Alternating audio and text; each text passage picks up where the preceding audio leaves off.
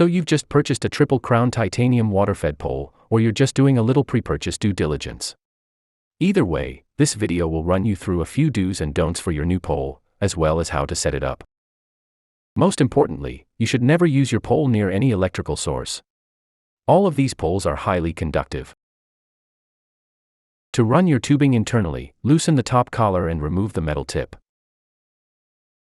Run the tubing through the end collar up to the top of the pole. Feed the tubing through the metal pole tip using a screwdriver or pen. Insert the metal pole tip back into the top collar. Screw the threaded double-angle adapter onto the metal pole tip.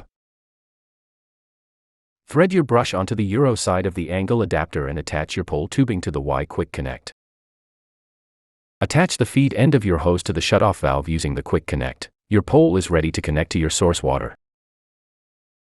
The titanium pole can be made longer using extensions.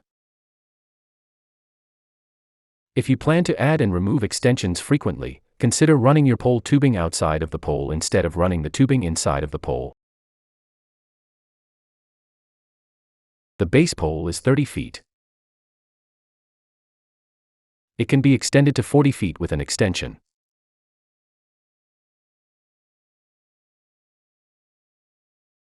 Remove the end cap of your 30-foot pole and add the additional 2 sections. The 40-foot pole can be extended in 10-foot increments to be as tall as needed. Each 10-foot extension is 2 sections and is added onto the base of the previous extension, as shown.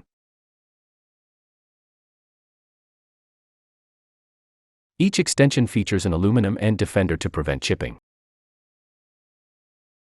Accessories and replacement parts are stocked and supported by ABC Window Cleaning Supply. Learn more and purchase at our website.